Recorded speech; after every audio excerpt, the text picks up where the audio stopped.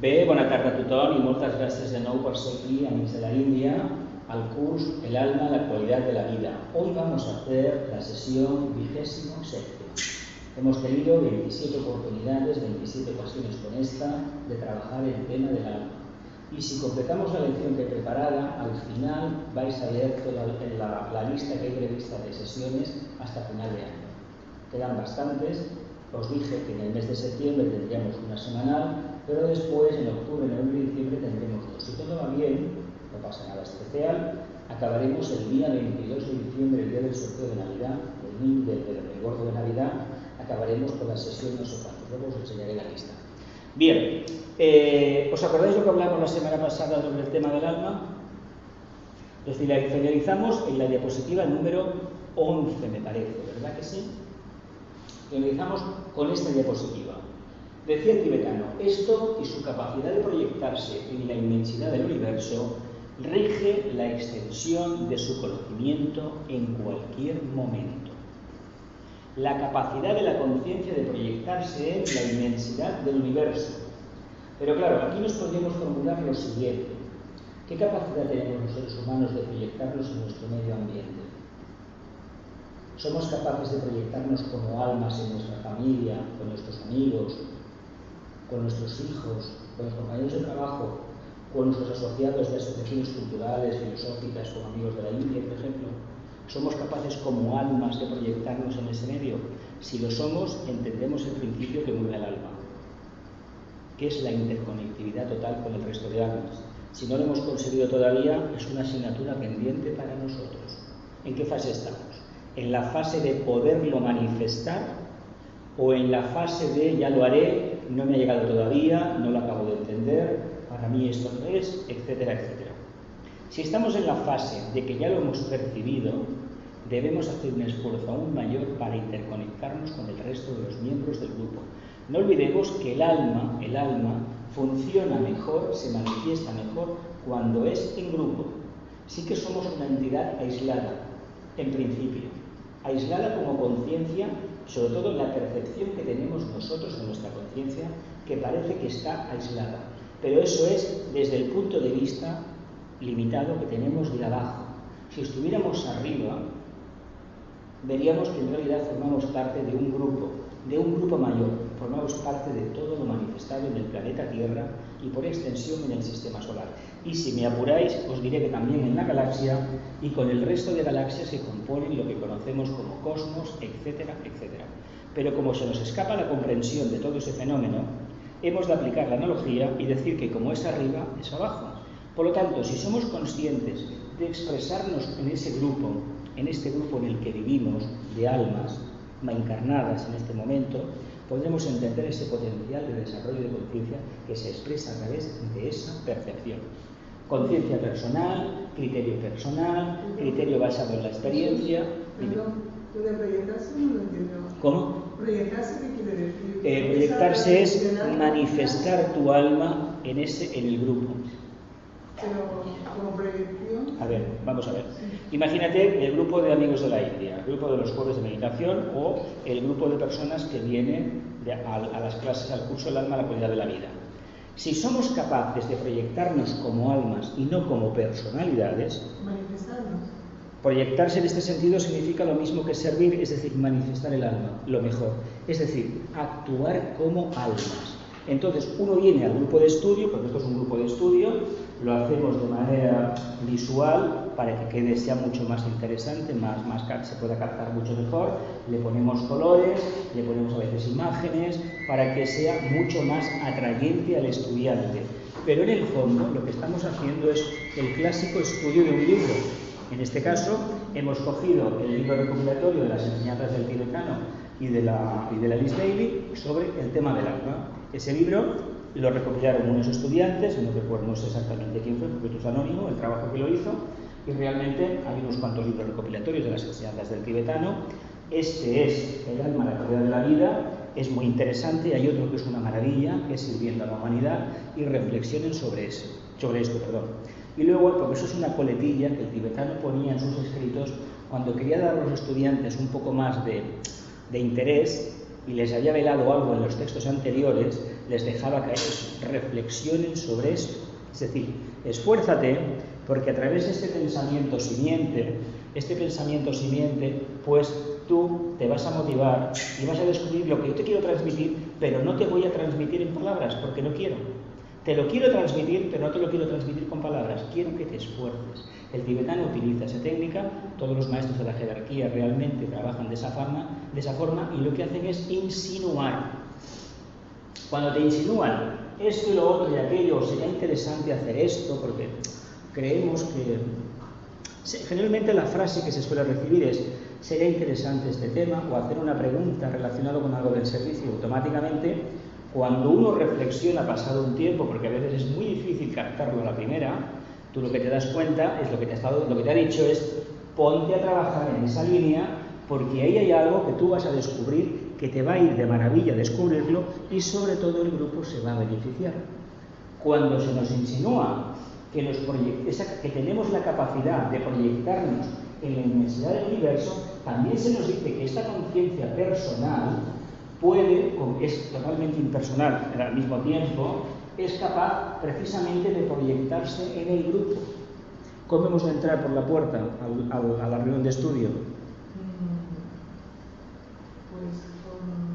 Conciencia impersonal. ¿Por qué? Porque la impersonalidad de lo que nos está hablando es de que existe este criterio basado en la experiencia, que tenemos intuición y sobre todo que actuamos como almas. Es una manera diferente de explicarlo, pero en el fondo es lo mismo, no es nada nuevo. Yo no he inventado nada nuevo, porque, a ver, solamente el mío es la interpretación de los textos. Esto de aquí es mío, lo que no es mío es precisamente los textos del maestro.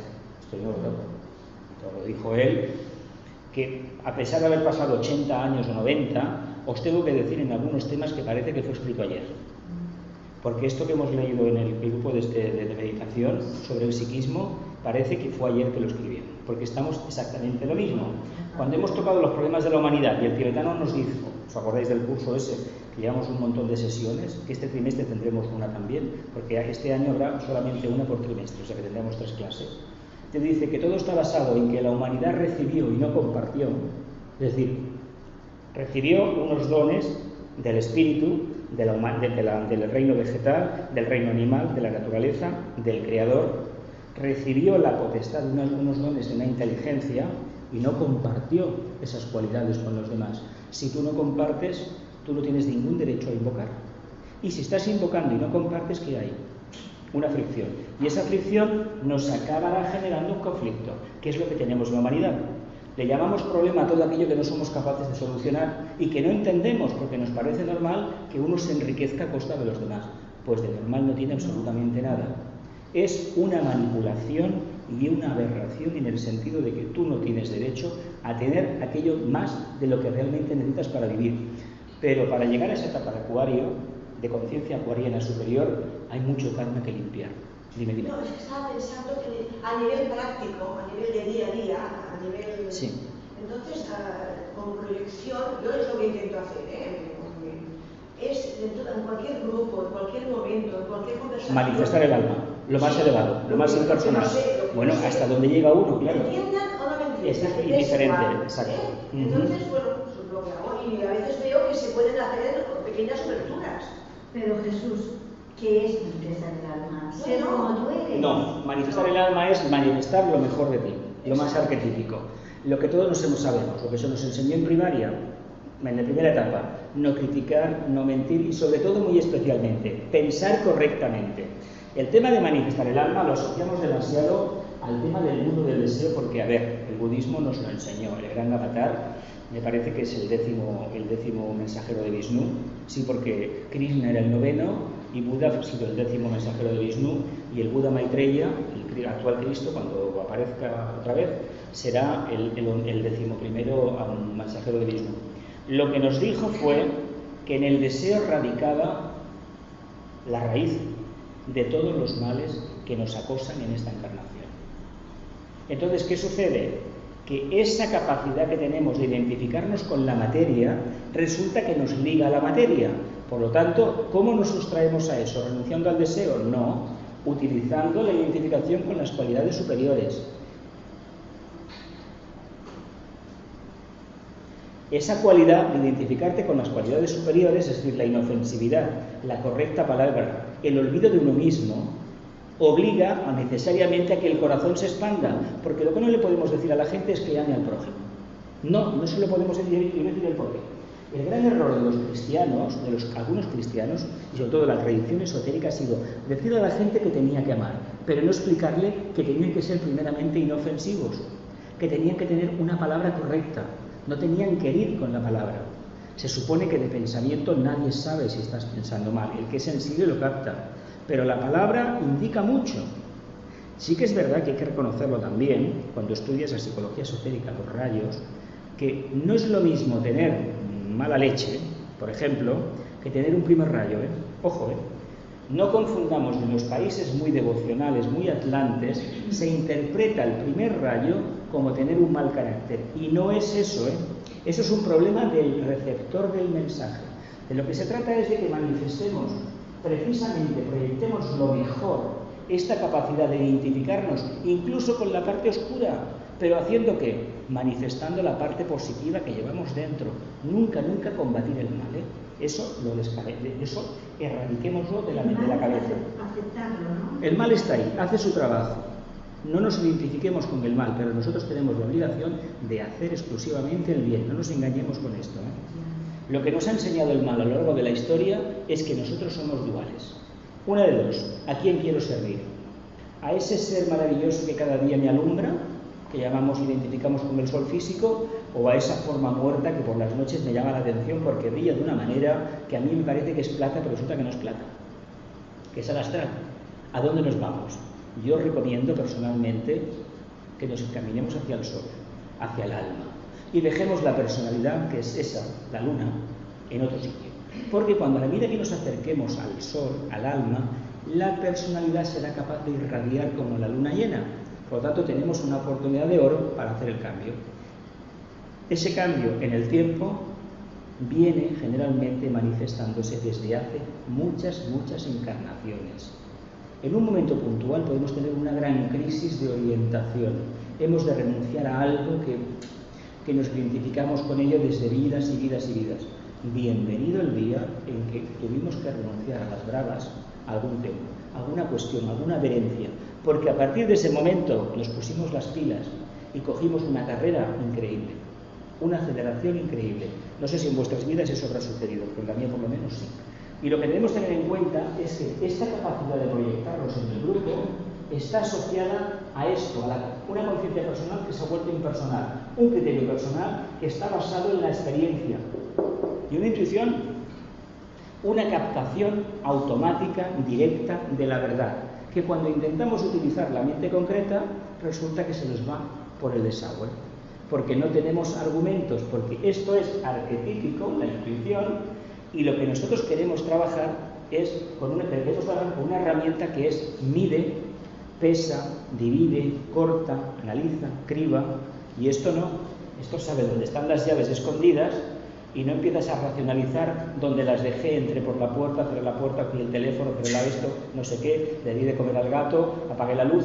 ¿Dónde dejé las llaves? La intuición te dice, no, las he puesto encima del sofá. Y la mente concreta te dice, no, por estos sitios. ¿A quién tenemos que hacerle caso? La pregunta del millón, ¿a quién? A la intuición, pero basada en la experiencia, cuidado, porque si hemos tenido la intuición de que las llaves están encima del sofá, por ejemplo, lo hemos de comprobar. Y si una vez lo comprobamos y otra vez, y al final es verdad, quiere decir que con nosotros ese tipo de intuiciones funciona, pero no tiene por qué ser igual en todos los temas. Por eso, si no queremos caer en el astralismo, hemos de tener los pies en tierra. Por mucha intuición que tengamos, los pies en tierra. ¿Continúo? Reflexiones sobre ello, dice el tibetano, aquel hermano suyo que había visto el mundo por la ventana, y tenía una percepción muy especial del mundo y de lo que era el mundo. Pero el mundo, cuando se ve desde la ventana, resulta que tú estás fuera del mundo, ¿verdad? ¿Y qué le decía antes? Salga fuera y mézclese con la gente.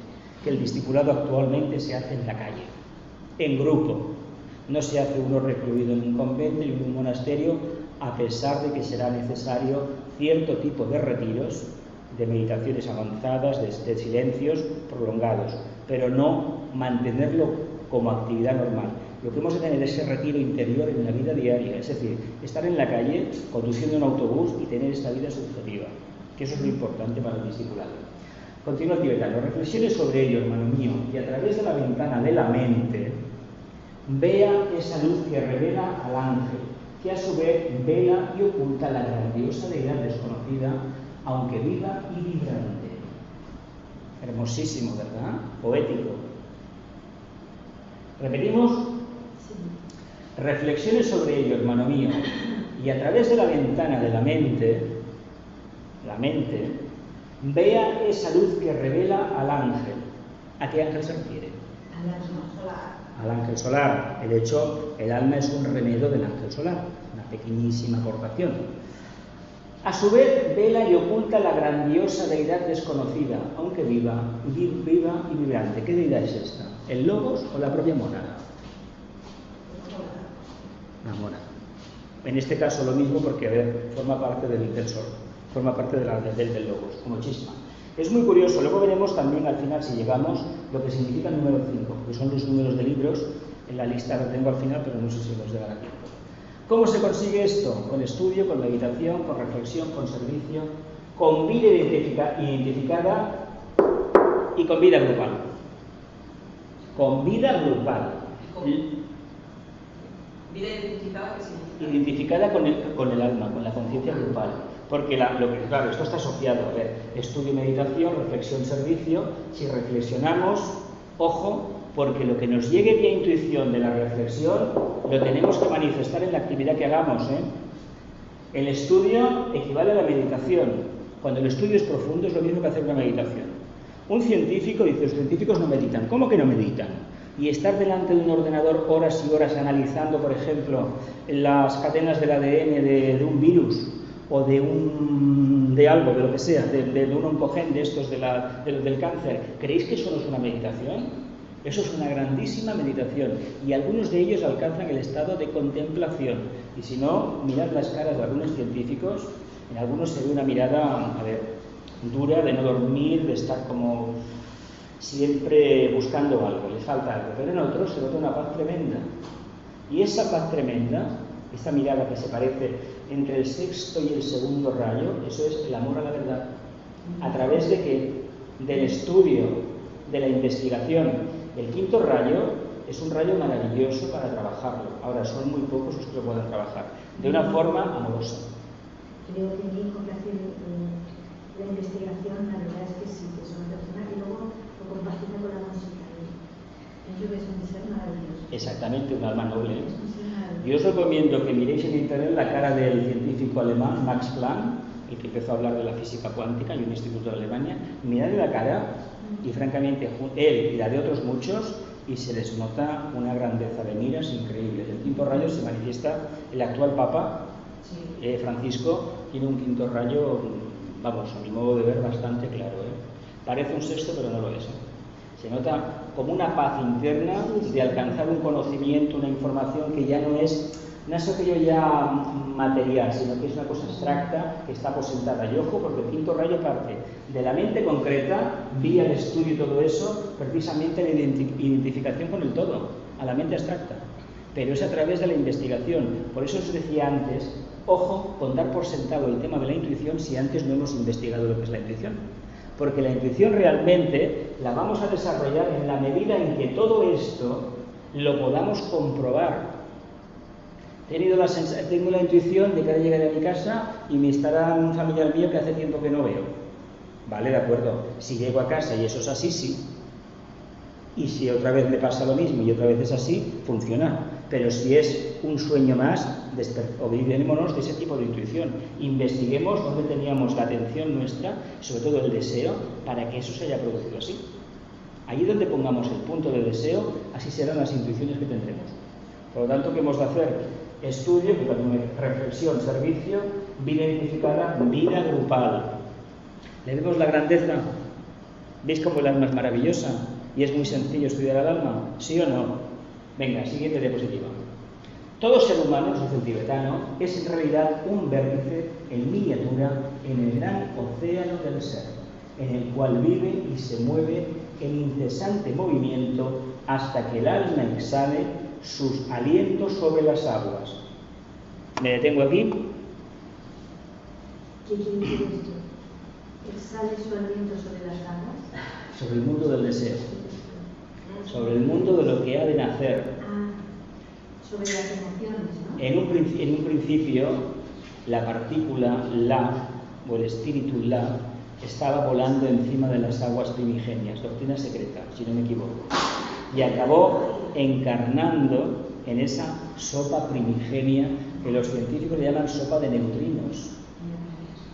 Entonces, ¿qué sucede? Que a través de ahí, sabemos, en el planeta Tierra, la vida surgió del mundo acuático, del mar. Era un gran océano, y de ahí surgió la vida. Por propia evolución, el logos dejó de tener su atención en el mundo emocional y empezó a trabajar el mundo mental, ¿verdad? ¿Qué creéis que pasará? ¿Qué está pasando en estos momentos en la Tierra que la gente no entiende? ¿Por qué creéis que no tenemos lluvia como antes? ¿Por qué creéis que se están secando los lagos y los ríos y se están derritiendo los hielos del planeta Tierra? Venga, es muy fácil, ¿va? Porque las emociones están descontroladas. Porque las emociones, cada vez hay un número más numeroso de seres humanos mentales. El planeta Tierra está llamado a convertirse en un desierto. Como Marte. Pero ya no viviremos en el plano físico. Pero sí que lo veremos. Las emociones se secan las aguas. Claro. Pero al ser más mental se capta más la vibración superior y se necesita menos para vivir en el plano físico. ¿Entendemos? Hay una parte de la humanidad que aún está por la parte emocional. Ahí, lo que dije la semana pasada es que la jerarquía lo que ha hecho, porque lo consideran así, de que han cogido a una parte de almas muy atlantes y las han traído en los últimos 30 años. ¿Qué pasa? Ni se enteran, ni quieren estudiar. Yo conozco unas cuantas personas, un hijo ha estudiado y el otro pues que no hay manera. Pues estas almas que se repiten en todas las familias, es muy raro que no haya una, son almas de una evolución muy débil. Entonces, claro, tú no le puedes pedir a uno que es atlante, que es emocional e instintivo, y no quiere decir que sea mala persona, sino que es una bellísima persona, no le puedes decir que le dé las matemáticas porque te dirá que no lo estudia. Aprende un oficio, no, porque no siente ese espíritu de interactuar con la materia, no, cree que no, porque su conciencia no abarca más que su familia, y contra eso no podemos hacer nada. Esta gente ha encarnado para que se les ayude a evolucionar. Lo que pasa es que, claro, ellos tienen que poner un poco de su parte, no lo van a hacer. Tenemos que hacerlo los que ya tenemos un poco más de luz. Por eso os decía el otro día que nos debería, en el tema de Shambhala, que nos debemos de convertir en pequeños faros de luz, porque si no esta gente está desorientada. Y el trabajo del siglo XXI va a ser este. Una gran parte de la humanidad que no se entera de nada, y una pequeñísima parte que serán los que podrán pasar el testigo a esos que despierten. Pues Dime. al contrario, la gente dice, los niños nacen muy listos. No, nace una capacidad automática de interactuar con la materia. Por ejemplo, están muy preparados para que les hayan puesto un chip para trabajar con la informática. Ahora, hay algunos que son unos auténticos berzotas con los teléfonos, no se entienden nada, porque también hay niños pequeños, joven, 10 años o 12, que no se aclaran con esto, y hay otros que, sin embargo, maravillas. El que fue adelante y está en proceso de convertirse en Ari, es decir, que transferir su conciencia del plexo a la mente, evidentemente puede trabajar bien. El que todavía está en una etapa muy básica, esto todavía le suena. Pensemos que esto hace 20 años no existía. Es que si la humanidad tiene millones de años, solamente nos falta que lo de Star Trek, el teletransporte sea una realidad.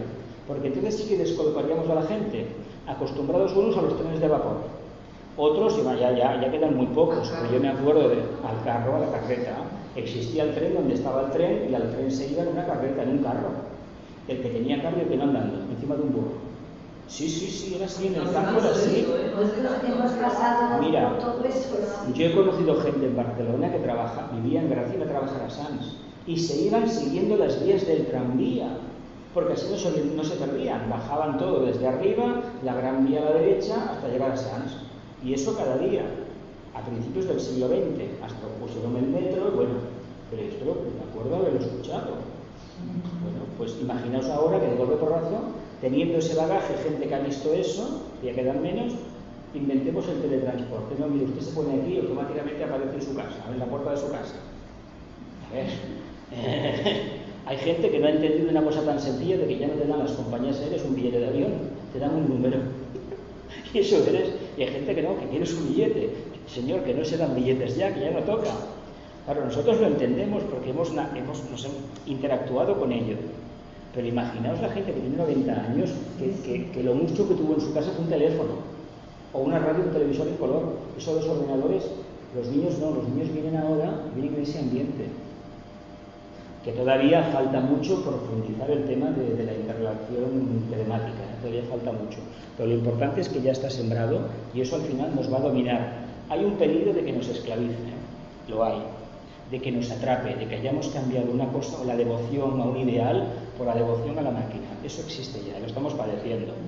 Sí, porque ya hay estudios de que en este siglo XXI, aunque esto parece es más propio de los problemas de la humanidad, el capitalismo en este siglo XXI se va a reinventar de nuevo y va a prescindir de la mano de obra a gran escala. Entonces, ¿qué pasa? ¿Qué hacemos para que la gente pueda comer? Se supone, hay algunos ya estudiosos que hablan de un subsidio universal que se tendrá para vivir de forma básica y habrá un grupo que trabajará de técnicos manteniendo sus sistemas automáticos, otros, una minoría muy seleccionada, y desarrollando sus sistemas, y el resto estarán como subsidio. Y el problema es qué hacemos con tiempo libre cuando no hay suficiente moralidad. Es decir, no hay un cultivo de los valores tradicionales. Es un caldo de cultivo a los conflictos, a las dictaduras y acabar con soluciones como la de los nazis. Ojo con ese problema, porque ellos parecen, no, fue una cosa del pasado, no, se hizo un ensayo para lo que iba a ser la era de Acuario. Ojo, si no ponemos amor, lo que nos puede llegar a pasar. La ciencia sin amor es destructiva. Ya está pasando ahora. Ya está pasando, claro, ya lo sé. Está viendo en Europa. Ya lo sé. Esto ya está sucediendo. Está pasando una barbaridad. Esto de Siria, lo Mira, esta misma conferencia que yo os doy a vosotros aquí, si tuviéramos una cámara aquí, ahora mismo, y una sala contratada en internet, ahora mismo esta conferencia la podemos dar por la página web de la Asociación Amigos de la India. Y a lo mejor se ponían 30 personas, 40 o 50, de cualquier o 100, o las que fueran. Que no hay necesidad ya de ir a tal sitio para hacer esto. Que esto que hago yo ahora mismo, yo estoy aquí ahora. Pero imaginaos que aquí estáis 3 personas, 5 o 10, hay una cámara, hay un buen micro, hay un ordenador, una buena conexión a internet y la estamos emitiendo online, en streaming, que se llama, en directo. Y esto es lo que se va a hacer, y dentro de unos años lo haremos aquí en Amigos de la India, y a lo mejor más pronto que tarde. ¿Por qué? Porque es una manera de abrirte a la nueva realidad de conciencia. Sí que hay un problema también con esto. No es lo mismo venir aquí e interactuar con el conferenciante que hacerlo telemáticamente. En casa solo. No se evoluciona en casa solo. Lo que pasa es que una cosa ayuda a la otra. Pero gente que no se puede desplazar o que no le apetece desplazarse, sí que es verdad que este sistema va bien, pero hay un pequeño problema con el tema del aislamiento. Yo no voy porque, claro, lo hago por internet. Ojo, porque si no queremos interactuar con los demás, espiritualmente no crecemos, Nosotros nos alimentamos del contacto con los demás, nos gusta reconocerlo o no nos gusta reconocerlo. Exhale el cual se vive y se mueve en incesante movimiento hasta que el alma exhale su aliento sobre las aguas o fuerzas y el ángel de la presencia descienda dentro del vórtice. Entonces todo se aquieta. ¿Quién es este ángel de la presencia? El alma. Y en ese vórtice energético que es el ser humano, cuando manifiesta realmente las cualidades arquetípicas del alma, la luz, el amor y la voluntad al bien, resulta que esas aguas, ese mundo emocional en el que nos hemos desarrollado y en el cual vivimos, realmente se aquieta. Mañana toca hablar del tema de la iniciación.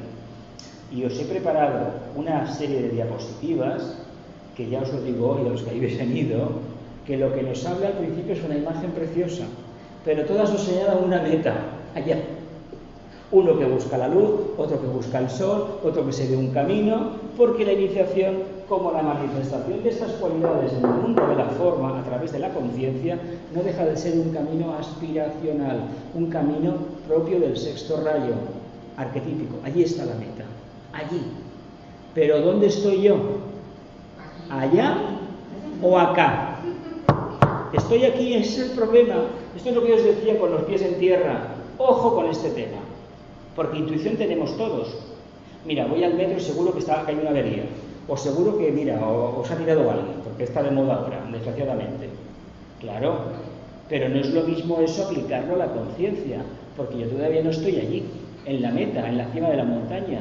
No he pasado la prueba de Capricornio, por ejemplo. Estoy aquí y estoy en el valle y hay un problema, he de ascender, me he de transmutar. Y el problema que tenemos es que no queremos hacer el trabajo. Ahora eso sí, el resultado lo quiero. Y nos creemos que por verlo así, tal cual, mira, eso está ahí, ya lo he hecho. No, no hemos subido a la cima de la montaña, porque el problema es que cuando se sube a la cima de la montaña, la perspectiva que hay del valle es completamente diferente. Es caramba, qué belleza, qué visión holística de todo, qué integración hay aquí. Yo tengo una visión de parte, cuando esté arriba tendré la visión integral, y no será correcta, tendré que subir un poquito más. Una pregunta, ¿cuántos de vosotros habéis tenido la oportunidad en una visión interna, una experiencia de estas místicas, como se les conoce también, por palabras de Vicente de Beltrán Anglada, de ver al globo terráqueo? ¿Al globo terráqueo? La Tierra, a verlo, desde fuera.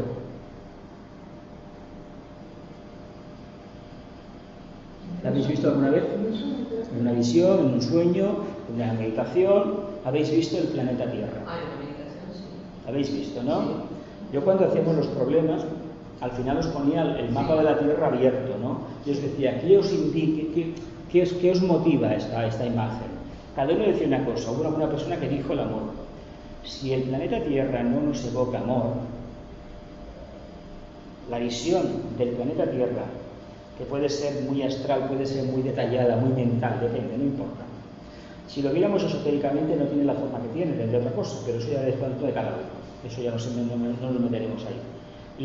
Si nos revela amor, nos aporta amor, es decir, nos genera una sensación de profundo amor, significa que tenemos el tema de la conciencia grupal bastante solucionado. Si nos deja indiferentes, preguntémonos en qué fase de la evolución estamos.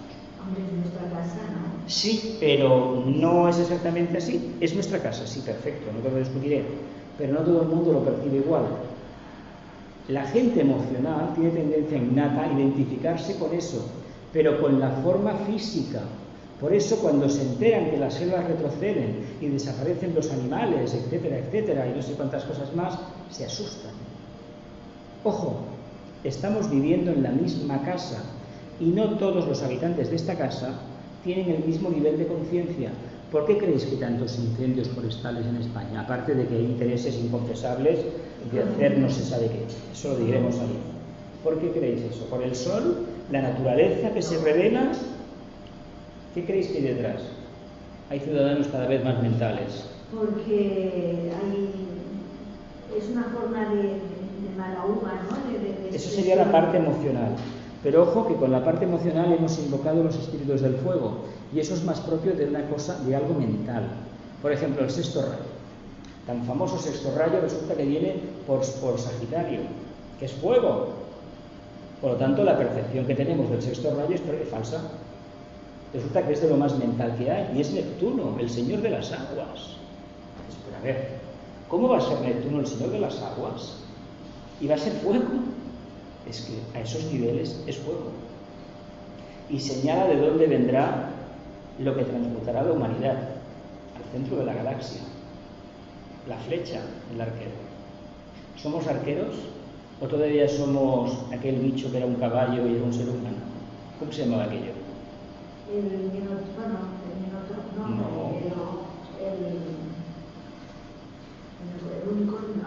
No, unicornio es Capricornio. El caballo hombre, que es decir. ¿Cómo se llamaba este ser? Centauro. El centauro, muy bien dicho, muy bien dicho. No, el Minotauro es el mito de Tauro. Y el mito del unicornio es Capricornio. Tú estás hablando del amor a tierra, que es nuestra casa. Pero A la humanidad está todo lo que se manifiesta. Sí, pero yo me pregunto si no tendríamos que ir un poco más allá y, de cierta manera, tener amor a todo el universo. No. ¿No? Ah. A ver, eso está muy bien si nuestra conciencia pudiera abarcar más allá del planeta Tierra. Yo os he puesto el ejemplo porque estamos hablando del tema grupal, de cómo el alma, yo me manifiesto aquí, lo que le dice a ese discípulo, a ver, usted está mirando el mundo así, y en el fondo le insinúa que salga fuera, y le hace una analogía con todo esto, hasta que este vórtice energético, que es el ser humano, cuando desciende el ángel de la presencia, el alma, automáticamente las auras, el conflicto de la existencia, que no es tanto el tema emocional, es que tengo unas emociones, no, es una captación plena de la verdad. Las aguas, si están tranquilas, tienen la capacidad de reflejar exactamente lo que hay en el mundo arquetípico. Neptuno en este sentido es una maravilla de energía, el sexto rayo, porque si el agua está tranquila, no distorsiona. Nosotros tenemos una falsa percepción de la realidad porque las aguas están como en movimiento continuo, y aparte de estar en continuo movimiento, ¿de qué están impregnadas? De los deseos, de los detritus nuestros. Si no hay nada de eso, sino que el agua es completamente cristalina, no diré pura porque el agua pura no existe, lo sabéis, ¿no? El H2O existe en los laboratorios, además eso es tóxico, es parecido al agua oxigenada, no se puede consumir eso.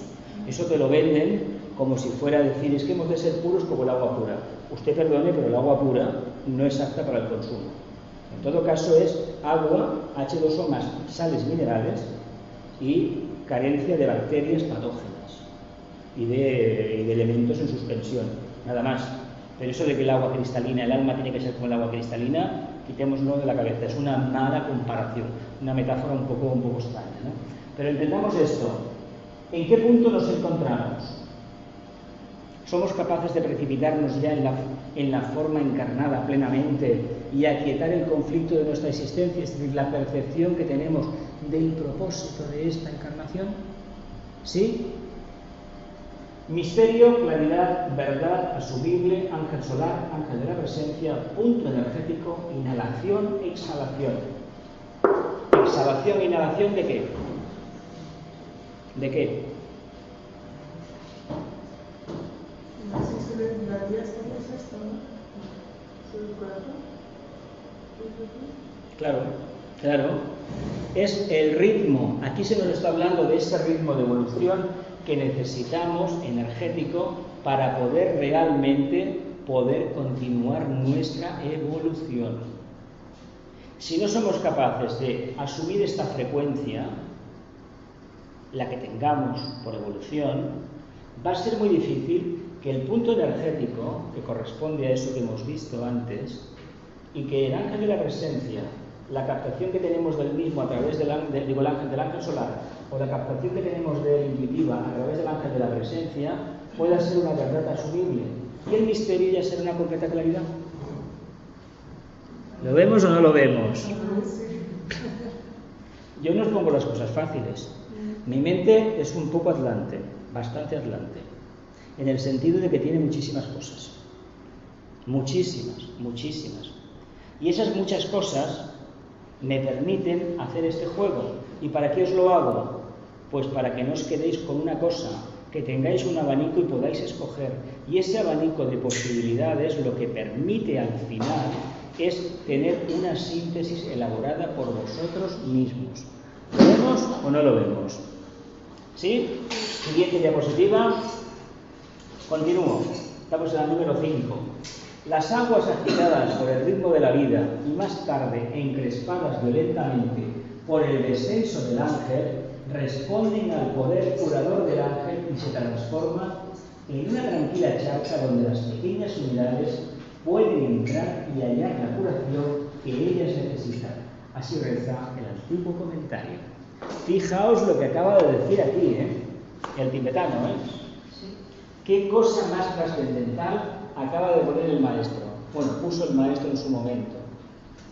Las aguas agitadas por el ritmo de la vida y más tarde encrespadas violentamente por el descenso del ángel. ¿Qué hemos contado casi siempre aquí? Que cada vez que nos acercamos a la luz, ¿qué sale? Sale el remanente, el carbón que tenemos todavía, pero tenemos que ser positivos. La diferencia entre el carbón y el diamante, ¿cuál es? Poca, ¿no? El grado de pureza. ¿Y sabéis a qué es debido? A la presión que recibió el carbón, que se convirtió en un cristal prístino, maravilloso, que cuando estalla en 1000 facetas queda una cosa que es lo más duro de la naturaleza.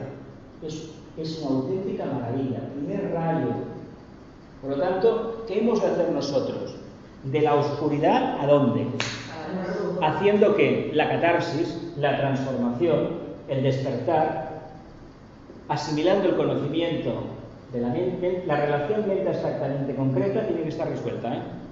No puede ser que aquí tengamos miedo y que no hayamos percibido todavía una parte de lo que la mente abstracta nos quiere transmitir.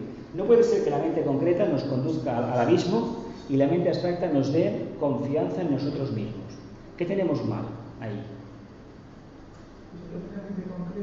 ¿Pero por qué? ¿Por qué?